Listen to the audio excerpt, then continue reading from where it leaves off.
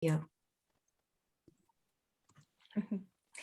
All right, so again, welcome everyone to this panel of the conference. We're so glad you're here. And we're going to be talking about mystery and suspense. My name is Cara Putman. I am the award-winning author of, I think it's 36 books right now. My latest that came out in January was Lethal Intent with HarperCollins.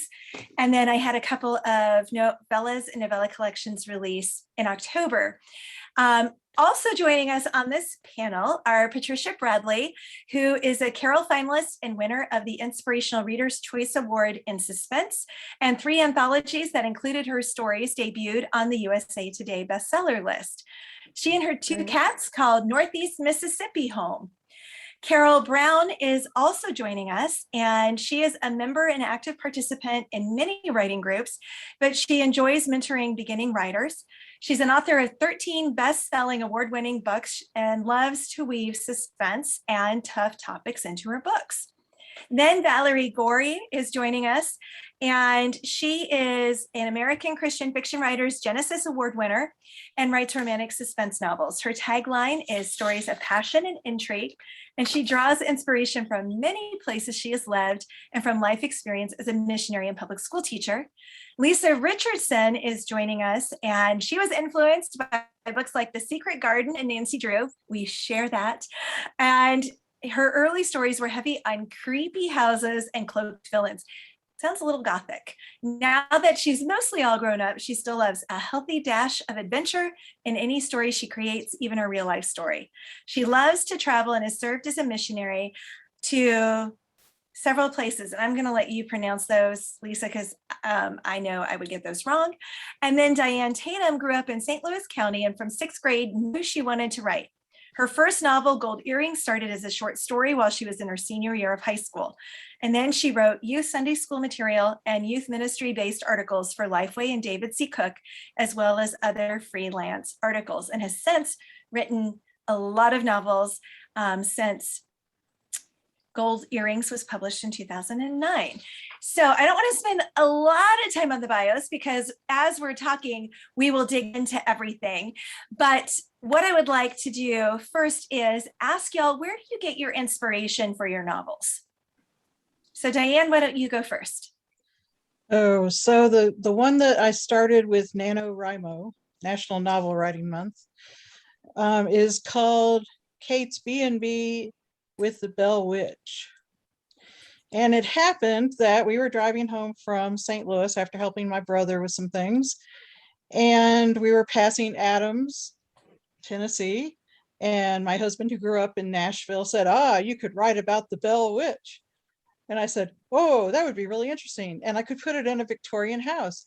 And I could name my character Kate because, you know, the Bell Witch was Kate. And anyway, we're going down the highway and I'm spinning this whole story just from nothing. And that's fun.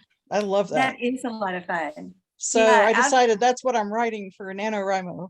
Oh, that's great. So Valerie, where do you get the ideas for your stories? Well, my husband used to say that how could such a sweet little face, you know, come up with all these weird things? I said, well, you know, I don't know, but something will just strike me in a conversation or something that I'm looking at. One day I was hanging up laundry and I thought I'd like to write a novel that starts with the words, I was in the witness protection program for 3 years and then my identity was compromised. Well, that turned into a novel and then a sequel and another sequel. So it's just kind of like just things happen and just think about strange things and how something bad can happen and you make it worse, you know, for your character. Absolutely. Because that's one of those primary writing ideas that is so important when it comes to suspense and mystery. You got to keep kind of pushing your main characters deeper and deeper into the mud and then kind of stand on their head and push it even further. So it's so true. Now, Carole, how about you? How do you come up with your ideas? I'll mention my first novel that came out in 2013. Actually, it was my husband that came up with the plot. I believe it was a contest or some reason that I wanted to write a specific novel. And the cult that was down in Texas at that time, I don't know if any of you remember that or not, but he mentioned about, what about a woman that is fighting against the cult, trying to save her girls? And so step by step through that novel that I wrote, my husband, I'd read it to him and he'd critique it. And he's turned out to be one of my best critiquers. Oh, that's But fun. I get my, yeah, I get my ideas for my stories everywhere, from newsletters, from suggestions from people, from my own imagination, from my husband. So it's just, it depends on the story. That's awesome. And I know, like, for me, it's often a combination of headlines and life experience and maybe somebody else's story that they've shared with me. And so it's kind of that conglomeration of all of that coming together and then spinning it. So Lisa, what about you? Where do you get your story ideas? And can you say the 3 places you served as a missionary? Because I didn't want to butcher the pronunciation of those. Sure. Seychelles, La Reunion, and Mauritius. They're all island nations in the Indian Ocean. And they're gorgeous. If you ever get a chance to go, I highly recommend it. It was really tough duty as a missionary, I can tell you. I think ideas, just as you just pointed out, I think they're just sort of in the ether and kind of, the personal zeitgeist. It's sort of what's going on around you, and it just sort of congeals into an idea at some point in my head. And I know I have one series that is inspired by Nancy Drew, and thought, what if there were girls who read those books like I did, and then they had their club and their fan club for Nancy Drew, and then what if they actually encountered a real mystery later in life and were able to draw on the skills that they learned in their club days, and how fun would that be? And so, that was one idea. And once the title came first, and with it sort of this seedling idea of what would happen if a judge had to condemn and prosecute or condemn, I guess, the love of his life. How would he have to deal with that? What would happen, and from there, a story emerged. That's awesome. And Pat, it's just kind of the order that people were showing up on my screen, but how do you get your ideas? Because your current series is very much set where you're from, but it's set on these national parks. So how did you kind of come up with that confluence of different factors coming together? Well, I have always wanted to write a story set on the Natchez Trace. When I pitched it to my editor, I envisioned up around where I live, Alabama, Tennessee, Mississippi, part of it. My editor fell in love with the idea of Natchez, it being set there, and I had never been there. And I'd always wanted to go. So I said, sure. And I said, road trip. Absolutely. And I went, I love it. It's a small town. It's about the same size of the town I live in, about 15,000 people. And but it's a different atmosphere in South Mississippi than North Mississippi. But you're talking about where you get your ideas. For years, I was writing, and then I started working in the abstinence program, and I didn't have a creative thought in my head for 7 years. And I know it was because God had me working in the abstinence program. I co-wrote a curriculum, co-wrote a workbook. And then one morning I was sitting and having my quiet time. I was working part-time at this point, and all of a sudden a woman appeared in my mind, and she told me her name and that someone was trying to kill her. And all I right. said, yes, God has given me back my murder mysteries. That is awesome. Yeah. Which actually leads me to our next question, Patricia, or next one kind of generated from our conversation here. And Patricia, you can start. When you're writing, do you have like a whole scene drops in your head? Do you watch it like a movie? How does the story kind of come to you past that initial idea? Mostly I do watch it like a movie until I make one of my characters mad and she quits talking to me.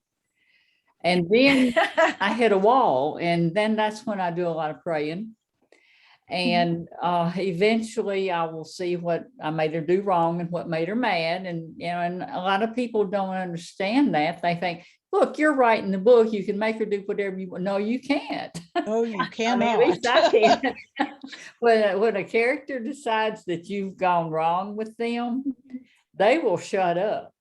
And It is so funny how that happens. so that's, but it does. I have to see before I can put anything on the computer. I write through my fingers now on the computer. I used to write longhand, but and type it on the typewriter. And if that had been the case, I never would have written a book. That was a short story. But now, you know, I pray, but I have to see it in the scene in my head before I can write about it. Mhm. So Lisa, how about you? How do you see the story?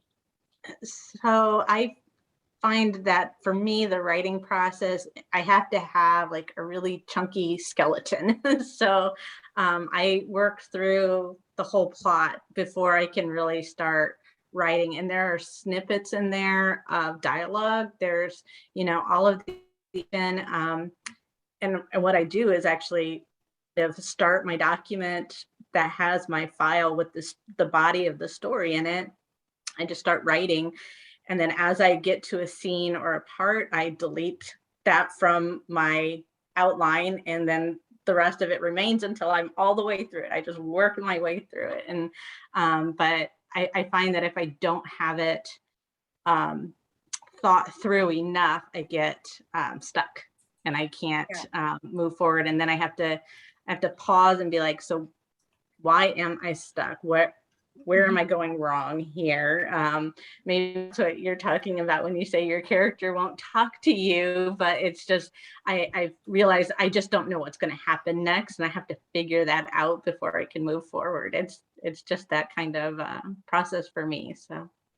Yeah, so that brings up something, Diane, that I think there's kind of a split on writers. Mm-hmm. Some people are pantsers, which means they don't want to discover, like Colleen Coble, Deb Rainey, folks like that. They're like, if I know what's coming, it's not fun anymore, and I won't write the book. And then there are folks like Lisa who have this whole fully fleshed out outline. Where do you kind of fall? Oh, I am a total pantser. Total. Okay. Like I sit down and I have like this idea that I was just telling you about. Yeah. And I just start writing. Okay. I start writing. And I might have some ideas about what's going to happen, but my characters tell me what they want to do. Okay. And it's really kind of crazy when they start saying things I didn't expect them to say. It's like, wait, what are we doing? Where are you taking us now? So Valerie, how about you? Which way do you go? Well, I'm kind of not quite a pantser, because I like to have the idea, especially like the backstory of my characters, what's brought them to this point in their lives, you know, what their strengths, weaknesses, etc. And then I have an idea of what I want to happen as we go along through the story, and of course, kind of how I want the story to end. So it's not really an outline, but it's just those basic things down on paper, and then I start writing. And yeah, and then as everyone else has said, you know, your character is going to pretty much tell you if you're going in the direction they want to go or not. And that happens, you know, pretty much all the time, whether it's a male or a female character. But yeah, I kind of have a basic overall idea of the progression. And obviously sometimes it changes, but for the most part, I kind of stick to that. That's awesome. So we've got a couple questions from people who are watching. So Carole, I'll have you start with this one. And I think we can do this in kind of a quick succession through. The question is, have you visited the setting of your story? So I'm just going to tweak that a little bit and say, it's like, Pat, we know you've been to Natchez, but Carole, we'll start with you. What's the most interesting setting-based research you've done for one of your books? In like 60 seconds. Probably I will say my World War II books, because I was able to see a lot of pictures from my mother's history. And then also it's just from that very time, the tales that she would tell, that would put pictures in my head of what World War II was really like. I love that era. I love writing about it, even though I write Western historical and I write contemporary historical suspense. So, but that's probably my most interesting thought That's on that. awesome. It's one of my favorite time periods too. There's just so much interesting things that were happening all at the same time. Valerie, how about you? Where's one of the most interesting setting-based research that you've done for one of your books? I like to set my books in places that I've at least visited or driven through. So I have some kind of a real picture as opposed to something you can find on the internet. My first two novels were set in the San Antonio, Texas area, but one of my characters had to go down to Eagle Pass, where one of my friends, the lady who was the secretary at my school, was from, and I kind of took some of her background as the story as well. She's Hispanic, and quinceanera for the young girls and whatever, so that's incorporated in the story. But my husband and I did the road trip from San Antonio to Eagle Pass. It's not that far, but we spent the day there. I took photographs. I visited different people. I visited the police station down there to find out exactly how they would operate, dealing with my crime. So that was just a whole lot of fun, just getting to see a different part of Texas that we'd never been to before. Oh, that's awesome. Lisa, how about you? I think my most interesting was missions work in Seychelles, learning about the history of that nation and how they would, throw out the British flag if there was a British ship in the harbor, and a French flag if there was a French ship in the harbor. They had a plantation, a spice plantation, and the owner of the plantation claims that her however many great grandfather was actually the Dauphin of France, who escaped from the French Revolution and came to Seychelles and started this plantation in exile. Those kinds of things are inevitable to spark a story for me. Diane, how about you? We have enjoyed doing a lot of historical travel. And so a lot of the books that I write end up being from some of those places. But the book that is in the bookstore, DNA Secrets, is the fourth book in my series. And I placed it near Helen, Georgia, and created a town that doesn't exist, but is near there. And during the time that my son was in Atlanta, we drove that road over and over again. And so it's really familiar. And we did spend a week in Helen, Georgia. And that's important to the story too. So having that experience of kind of living there for a week, and also then seeing that area as we drove through North Georgia. And Pat, anything you want to add to, because I know you haven't just written books set in the Natchez Trace. You set them in other places as well. Most of them are set around where I live or where I grew up in Memphis, but my next series is set in the Cumberland Plateau, and it will probably be north of Chattanooga. And I'm going there in a couple of weeks and it's going to be, the setting is this time is going to be totally fictional. I'm tired of trying to make a restaurant have a certain food and, they have to have a street. I just I thought it'd be easier for it to be fictional, totally fictional this time. Yeah, but like my Hidden Justice series is set in DC in this Virginia suburbs, and we lived there for 8 years. So that was one of the reasons I picked that location. But the most fun I had on a research trip was for, I've got Deadly Secrets on Mackinac Island, and we've been there once.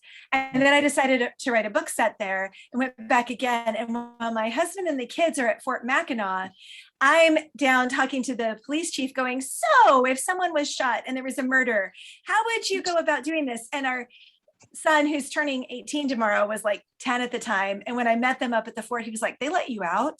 I was like, thanks, John. Thanks a lot. That's great. Yeah, they let me out. But I'll never forget that. Hi, I'm an author. Can I ask you about murder? Please don't put me in jail.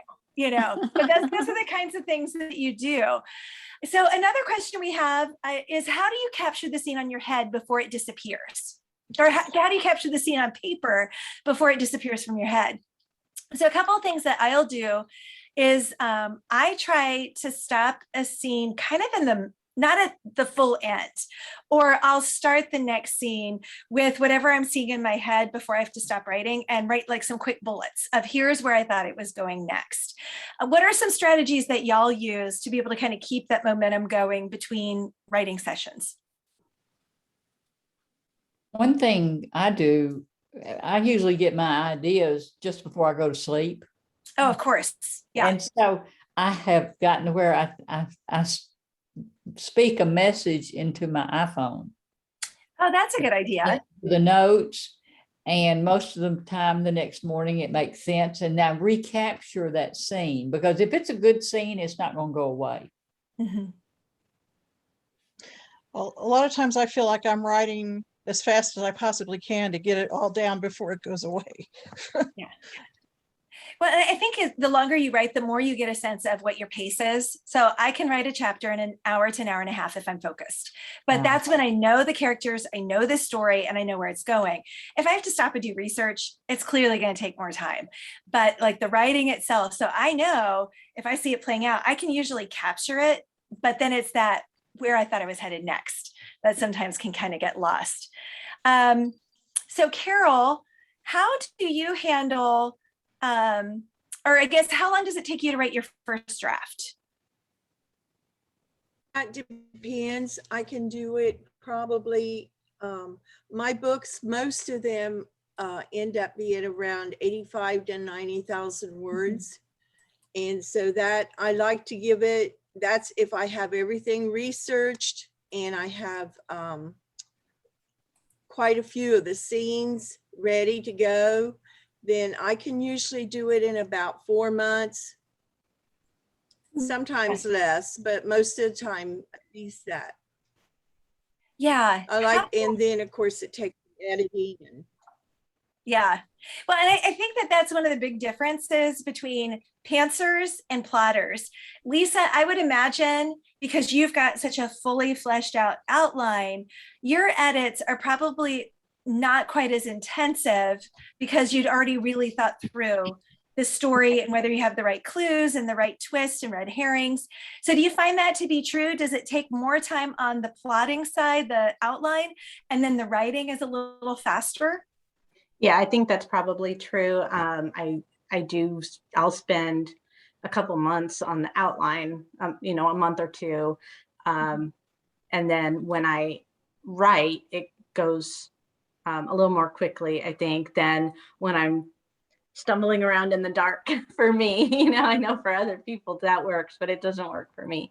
And I find that I'm able to create a more complex story without having to go back and try to weave everything in later. Yeah. So the editing is shortened as well. Well, and that's kind of the second part of the question is, you've got your first draft, which if I'm doing 85 to 90,000 words, I could probably write it in 4. I gave myself 6 months, but I could probably write it in 4. But then the second part of that question was, and then how long does it take for edits? And so when I'm working with a publisher, they have it for a month or 2, and then they send it back to me and it goes through the heavy revision on the story. And then it goes back to them. And then it's kind of that more nitpicky, oh, you changed this character's name here or the grammar. So for y'all, how long does it, I guess, Diane, how long does it take you on a first draft? And then how many stages of editing do you usually go through? Well, mine are mostly novellas. So we're doing like 30 to 40,000. I can write fairly cleanly, even though I'm to the races writing it. In a month or 2, I can knock out the main story, but then I'm going back through, and as I'm doing edits, I'm also changing, tweaking, making the story more complex in different areas. One of my scribes guys is telling me, slow down, slow down. But a lot of that gets fleshed out later after the story's down. Mhm. Yeah, well, I mean, and I think that's kind of normal, especially if you're trying to keep up with the story in your head. There are certain times where people will say, like, I will, if I'm prone to distraction, I will stop and research something in the moment. And I have a lot of friends who will drop a comment or a footnote. Hey, go back and research this and fill it in, or need sensory detail here. And in the race to kind of keep up with the movie that's playing out in their head, they're just, let's get the story down and then make quick notes to go in and fill in this, the scene and flesh out the secondary characters or whatever. And so I think everybody's a little different in how they do it, but I do think plotters tend to do a lot of that work up front, and pantsers tend to do it in revisions.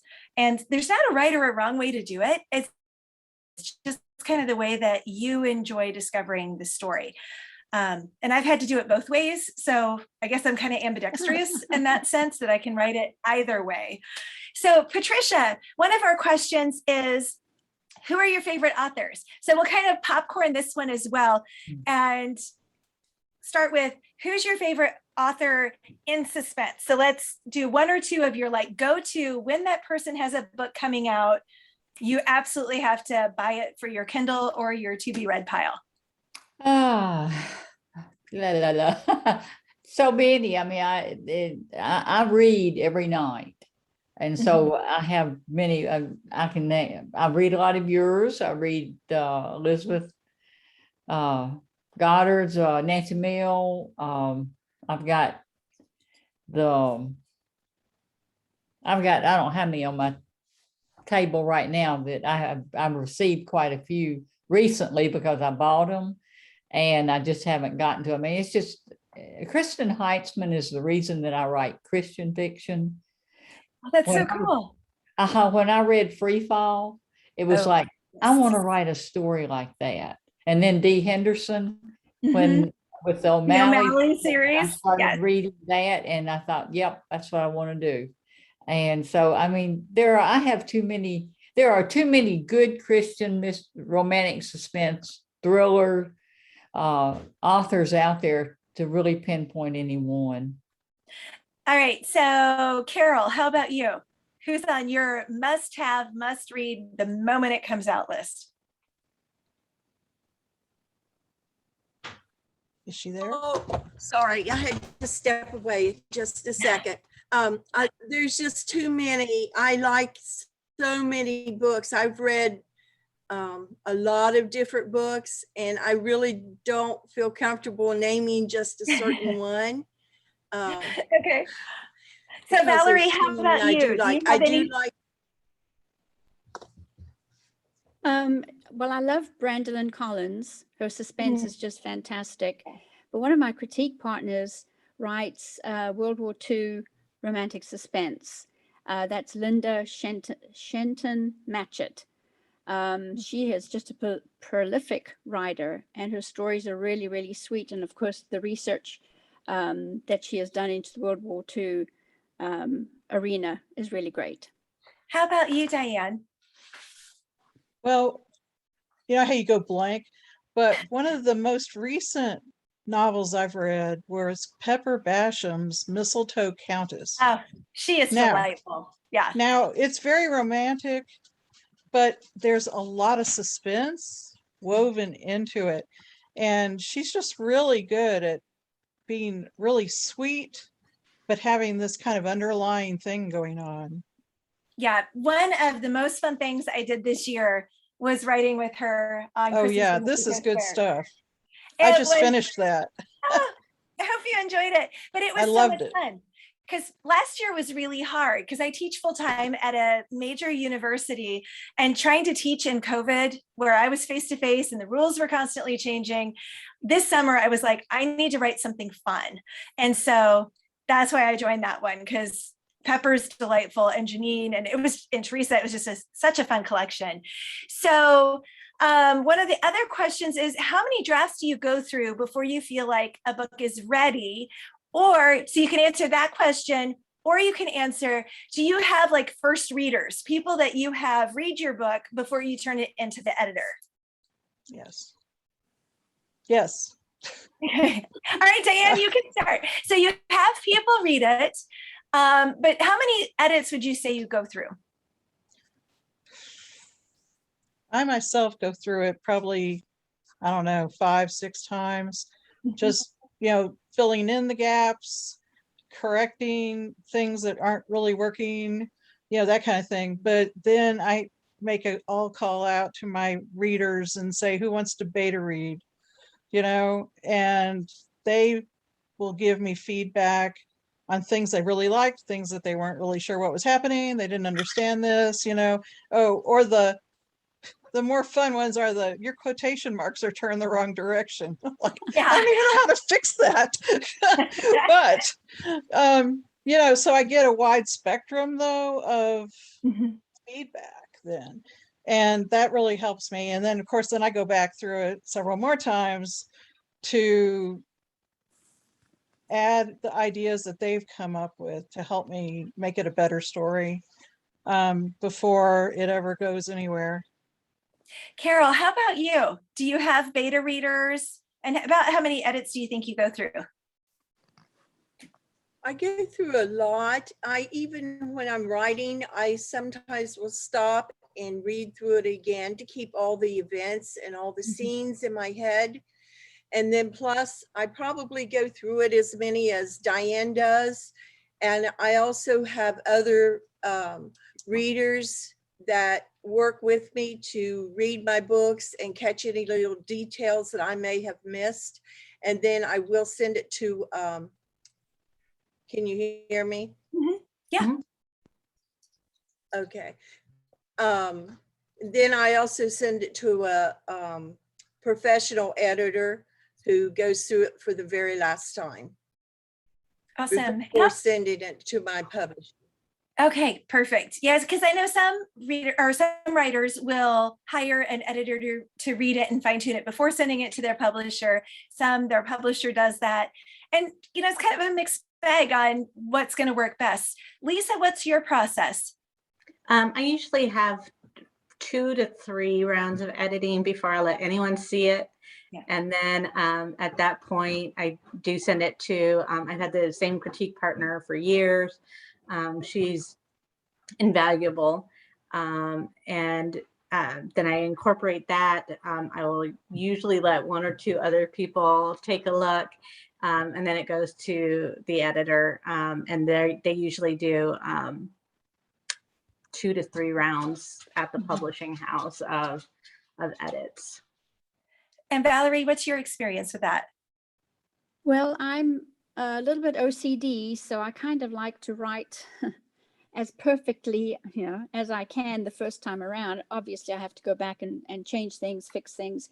I do go back and read the story again up to, what I've written. But also I have critique partners that I've been with for many, many years and trust them, to catch things that I have missed. And then the 2 publishing companies that I have used, they do a great job of catching everything else that we've missed. Well, and it's one of the things that's so helpful about having a critique partner or those first readers who know your voice. And the reality is our brains know what we meant to put on the page, but it doesn't always get there. And so I know like Deb Rainey will listen to the book. Colleen and Denise Hunter have been critique partners for years.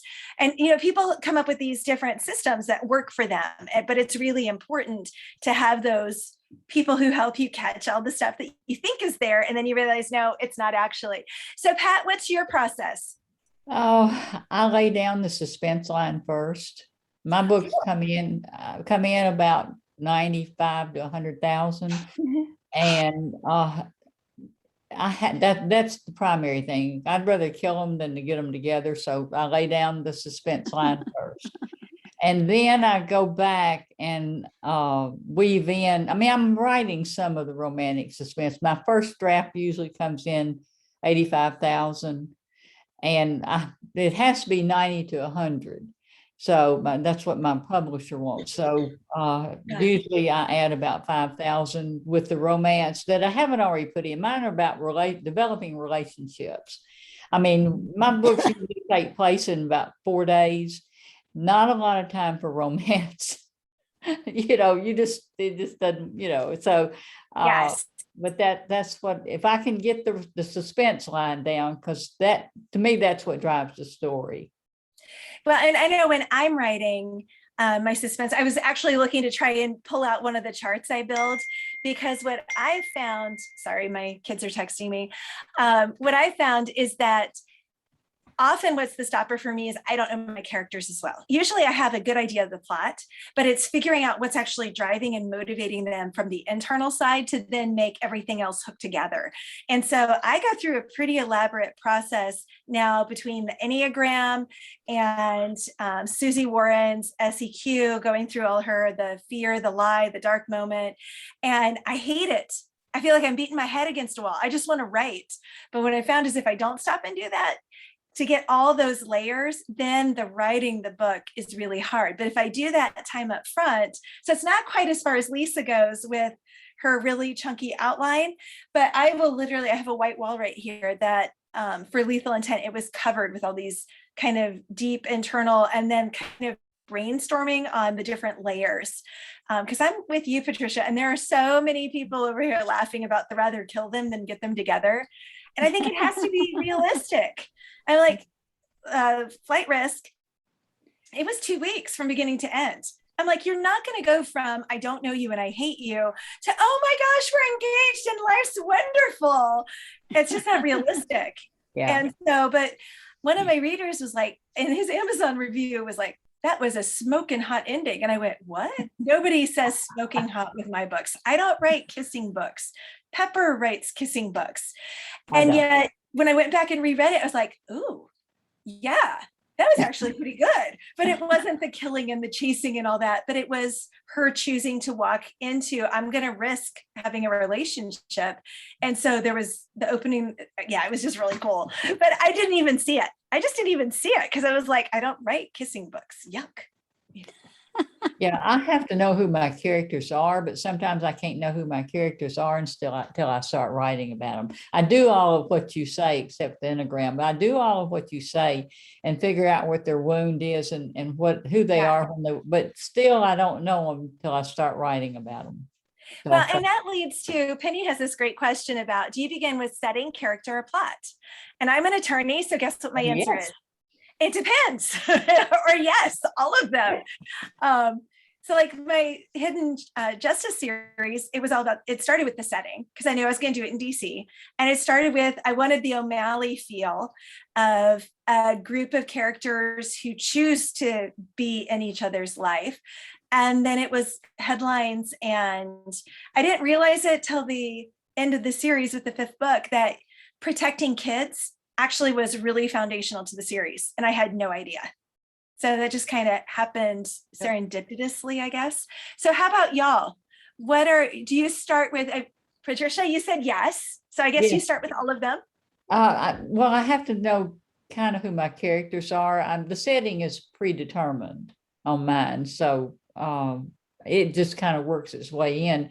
But I also have to know the crime, why the crime happens now. Why didn't it happen last year? Why can't it happen next year? Why is it happening right now? I have to know that. And then I have to know enough about my characters to know how they will react.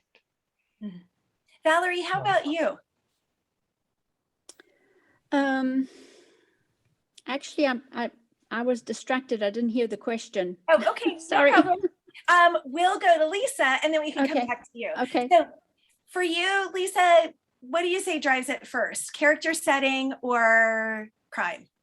All of the above. It just kind of depends. Every story is a little bit different. And so sometimes it's the one and sometimes it's the other. I've had a character's name be the first thing that comes to me, and then things sort of roll from there, you know. And it's just really, really book specific, but all of them can be, and sometimes none of them. Sometimes it's something completely random. Yeah. How about you, Diane? I mean, you've told us you get ideas just talking in the car, talking with your husband, which is great to see him, because I loved how several of you were talking about how your husbands were so helpful, which is awesome. So what would you say is kind of the primary source of your ideas? Well, it depends on which book I'm writing. So like the series I've been writing that takes place in Georgia has the same characters in it in each book. And my Word Weavers group helps me read those. And my question to them always is, do my characters sound the same? Yes. Are they in character? Because, I'm on I'm writing the 5th book in that series now, and I don't want, my main character suddenly go off being somebody he's not supposed to be, Yeah. But I have like 3 books going at this minute in time. So one of them is almost done. And for that book, it is a witness protection from the Irish mob. And she's hiding and it's called Hiding in the Highlands. And she has an MI5 agent who's a Scottish hottie who is taking care of her, but she doesn't know he's there to take care of her. So we've got the romance, and we've got the danger, and we've got the suspense, and her house blows up, and her former husband got blown up in a car. I mean, so there's a lot of twists and turns and crazy going on, but that's not the same as my series that I'm writing. So sometimes it just depends on what the storyline's going to be. So Valerie, now we'll come back to you, and then Carol's up next. Which one do you start with? Well, when I'm reading a story, I have to care about the characters. If I don't like the character or the main character especially, it's kind of like, well, I really then don't care what happens in the story. So for me, the characters are key.